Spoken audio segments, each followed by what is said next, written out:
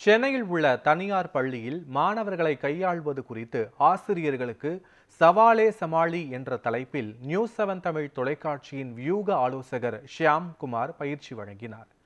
Chennai Vepery Anitha மெதஸ்டிட் matric மேல்நிலைப் பள்ளியில் ஆசிரியர்களுக்கு சவாலே சமாளி என்ற தலைப்பில் பயிற்சி வழங்கப்பட்டது.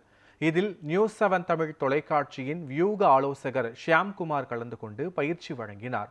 மாணவர்களை எவ்வாறு கையாள்வது என்பது குறித்து பல்வேறு விளக்கங்களுடன் அவர் ஆசிரியர்களுக்கு எடுத்துரைத்தார். நேர்மறையான எண்ணங்களை மாணவர்கள் நெஞ்சில் விதைக்க வேண்டும் என்றும் 100% தரமான இளைய தலைமுறையை உருவாக்க வேண்டும் என்றும் ஆசிரியர்களுக்கு அவர் அறிவுறுத்தியுள்ளார். வாழ்க்கையில் நீங்கள் உங்களுடைய ஸ்டூடெண்ட்ஸோட ஹிஸ்ட்ரி கொஞ்சம் தெரிஞ்சுக்கிட்டா ரொம்ப நல்லது. ஒவ்வொருத்தருக்கும் ஒவ்வொரு பின்னணி இருக்கு. Please know their history and build their self-esteem. ஆடையோ கலரையோ பார்த்து நம்ம எடை போடுற கூட்டமே கிடையாது. அவனுடைய மனதை பார்த்து, அவனுடைய குணத்தை பார்த்து, அவனுடைய வாழ்க்கையை நீங்கள் மாற்றம் கொண்டு வந்தீங்கன்னா நீங்கள் அவனுடைய வாழ்க்கையில் பிடிக்க முடியாத ஒரு இடத்துக்கு நீங்கள் நிச்சயமாக போயிருக்கீங்க.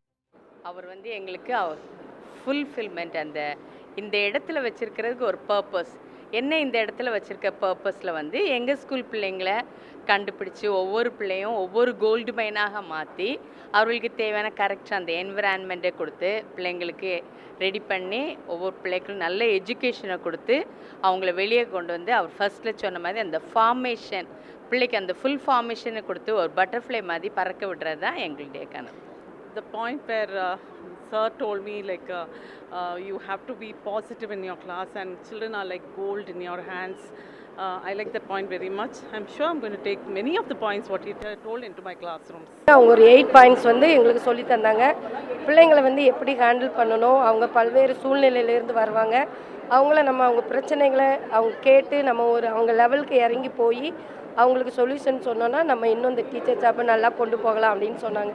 ரொம்ப பிரயோஜனமாக இருந்தது. சாம் சாரோட டெஸ்டிமோனி ரொம்ப எஃபெக்டிவாக இருந்துச்சு. ஸோ அந்த டெஸ்டிமோனியில் அவர் எப்படி காடை பிலீவ் பண்ணாங்க, அதில் இருந்து காட் அவர் எப்படி ஓவர் கம் பண்ணி இப்போ இவ்வளோ தூரத்துக்கு கொண்டு வந்திருக்காங்க. ஸோ அதே மாதிரி நம்ம பிள்ளைங்களுக்கு சொல்கிற வார்த்தைகள் மட்டும் பாசிட்டிவாக இருக்கக்கூடாது. நம்மளே ஒரு பாசிட்டிவ் ஃபீச்சராக பிள்ளைங்களுக்கு தெரிஞ்சோன்னா பிள்ளைங்க நம்மகிட்ட இருந்து நிறைய பாசிட்டிவ்ஸ் கற்றுக்குவாங்க. 8 கேரக்டர்ஸ் பற்றி எக்ஸ்பிளைன் பண்ணாங்க சார். அந்த 8 கேரக்டர்ஸும் வெரி குட் கேரக்டர்ஸ்.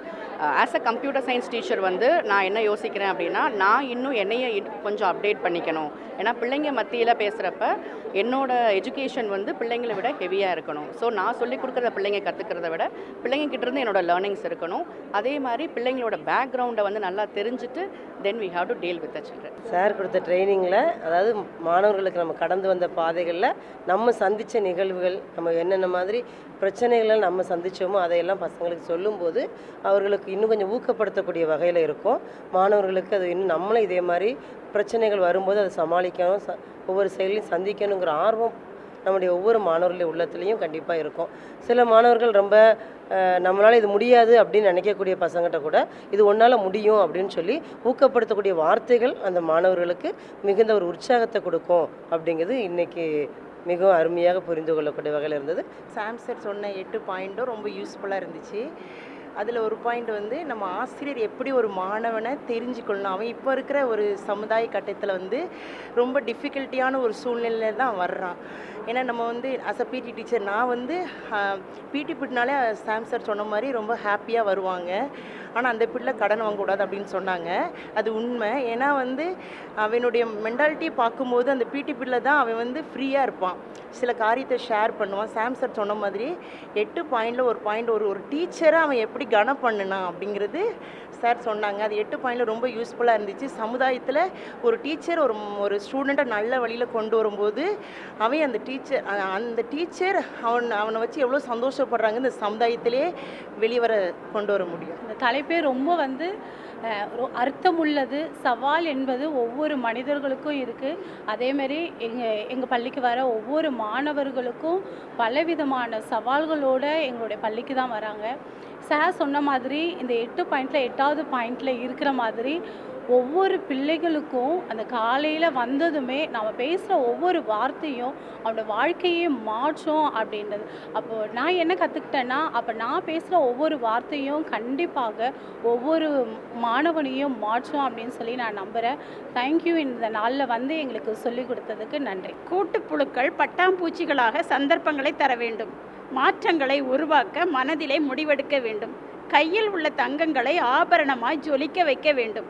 நேர்மறை எண்ணங்களை நெஞ்சிலே விதைக்க வேண்டும். நாளை என்பது நமது கையில் இல்லை.